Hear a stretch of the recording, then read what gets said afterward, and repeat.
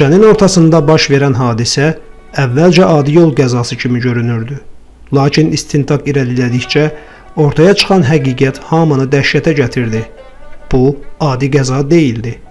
Əvvəlcədən planlaşdırıldığı iddia edilən bir qətl idi. Bəs 17 yaşlı Azərbaycanlı aktrisanı kim, niyə və hansı məqsədlə küçənin ortasında öldürdü? Manana Abuyeva 15 mart 1944-cü ildə ziyalı ailəsində anadan olub. Onun Dağıstan və ya Şimali Qafqaz mənşəli olması barədə qeydlər var. Lakin ailə uzun illər Bakıda məskunlaşıb, şəhər mühitində yaşayıblar və buralı kimi özlərini təqdim ediblər. Ailəsinin dəstəyi sayəsində o, 14-15 yaşlarında Azərbaycan Film Kino Studiyasının diqqətini çəkmiş və filmlərə dəvət almışdı. Sovet kinosundakı qəribləşmiş aktrisa obrazlarından fərqli olaraq ekrana daha canlı, emosional və səmimi bir nəfəs gətirdi. Görüş qurtaran kimi evə gəlin ha. Bugün mən sizə yaxşı bir axşam yeməyi verəcəyəm. Onun canlandırdığı Sevda, Süsən, Xonar olduqca canlı, səmimi, emosional və dövrün gəncliyini real əks etdirən obrazlar idi. 1959-cu ildə Azərbaycan Film Kino Studiyasında istehsal olunmuş rejissor Rıza Təhmasibin "Onu bağışlamaq olarmı?" filmində əsas məzmun cinayət axtarış əməkdaşlarının və ictimai asayişin keşiyində duran milis işçilərinin fəaliyyətindən və cinayətkarın təsiri altına düşmüş gənc tərlanın dramatik taleyi təşkil edir. Filmdə baş rollardan birini, Sevda obrazını oynayan gözəl aktrisanın faciəli həyatı da məhz bu filmdən sonra başlayır. Kimin belə qızı var? Bu filmin çəkilişində iştirak zamanı texniki heyətdə çalışan erməni Valeri Avakyan adlı texniki işçi ona aşiq olur. Çəkiliş meydançasının hazırlanması, aktyorların vaxtında qrimə və çəkilişə çağırılması, rejissorun cari tapşırıqlarının yerinə yetirilməsi Valerinin işinə aid idi. Aktyorların çəkiliş qrafikini və onların kinostudiyaya gəliş-gediş saatlarını bildiyi üçün o, Manananın hər addımını asanlıqla izləyə bilirdi. Bəsdir.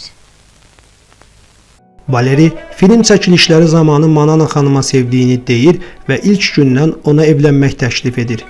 Valeri aktrisanın yox cavabını həzm edə bilməyən, egosu yüksək və aqressivliyə meyilli bir şəxs olub. Sevgi təkliflərinə rədd cavabı aldıqdan sonra o, gənc aktrisanı addım-addım təqib etməyə, psixoloji təzyiqlər göstərməyə və açıq şəkildə təhdid etməyə başlayıb. Bu təhdidlər onun cinayəti qisas məqsədli etdiyini və əvvəlcədən planlaşdırdığını göstərir. Səsini çıxartsan, ciğərini çıxardaram. O dövrdə Azərbaycan Film Kino Studiyasının texniki heyətində işıqçı, operator və rejissor assistentliyi qruplarında Bakıda yaşayan yerli erməni cümasının nümayəndələri kifayət qədər çoxluq təşkil edirdi.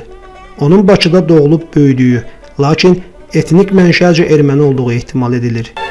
Durmusan. Sevgi təklifinin növbəti dəfə rədd edilməsindən sonra o, aktı qəsdən planlaşdırır. Hadisə 1961-ci ildə gənc aktrisanın evə qayıtdığı vaxt baş verir. Valeri artıq Manananın gündəlik hərəkət marşrutunu yaxşı bilirdi və avtomobillə küçədə puskuda duraraq onu gözləyirdi. Manana yolu keçmək istəyərkən Valeri maşını yüksək sürətlə birbaşa onun üzərinə sürür. Avtomobil yaxınlaşarkən Manana onun gəlişini görür və qaçmağa çalışır. Lakin qatil gənc aktrisanı dəqiq hədəf alaraq sürəti son ana qədər artırır və ona möhkəm zərbə vurub hadisə yerindən qaçır. Güclü zərbə nəticəsində Manana asfaltın üzərinə yıxılır, başı yerə dəyir və ağır kəllə beyin travması, çoxsaylı daxili bədən xəsarətləri alır. Həkimlər gənc aktrisanın həyatını xilas etmək üçün reanimasiyada saatlarla mübarizə aparırlar. Lakin aldığı xəsarətlər ağır olduğu üçün aktrisa komadan ayılmayaraq xəstəxanada dünyasını dəyişir. Tərlan, mənim ən çox sevdiyim addır. Sovet dövrünün hüquq mühafizə orqanlarının sənədlərinə görə bu hadisə adi bir yol qəzası kimi deyil, məhz qəsdən törədilmiş qətl kimi rəsmiləşdirilir və həmin şəxs həbs olunur. O, ilkin ifadələrində avtomobilin əyləc sisteminin qəfildən sıradan çıxdığını və sükanı idarə edə bilmədiyini iddia etmişdi.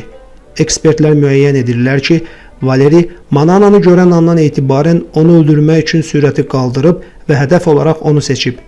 Məhkəmə zamanı isə Valeri "O mənim olmalı idi" deyə son sözlərini deyir və Rusiyanın şimalında qapalı düşərgəyə göndərilir. Daha sonra sənədlərinin hamısı məxfi qrif adı altında gizlədilir. Dünən gecə vurduğun adamın kim olduğunu necə? Bilirsənmi? Mən heç kəsi vurmamışam. Mən onun harayına gəlmişdim. Kommunist, Bakı, Bakınski Rabochi və hətta Pravda qəzetlərində Manana Abuyevanın qətli barədə yazılar da dərc edilir. Lakin qatilin adı açıqlanmır. O dövrdə caninin milli mənsubiyyətinin qabardılması xalqlar dostluğu ideologiyasına zidd sayıldığından, xüsusilə Bakı kimi beynəlmiləl bir şəhərdə belə səs-küylü qətillərin təfərrüatları, cinayətkarın soyadı, etnik kökü gizli saxlanıldı və ictimaiyyətdən gizlədildi. Qoy məni kör eləyən o qəhrəman bir qıza əl qaldırdığı üçün fəxr eləsin. 17 il ömür. Ancaq arxasında 10 illiklərdir danışılan bir faciə qoydu. Bəlkə də ən böyük faciə onun necə öldüyü deyil, necə bir gələcəyin heç vaxt yaşana bilməməsidir. İndi söz sizindir. Siz deyin. Onu bağışlamaq olarmı?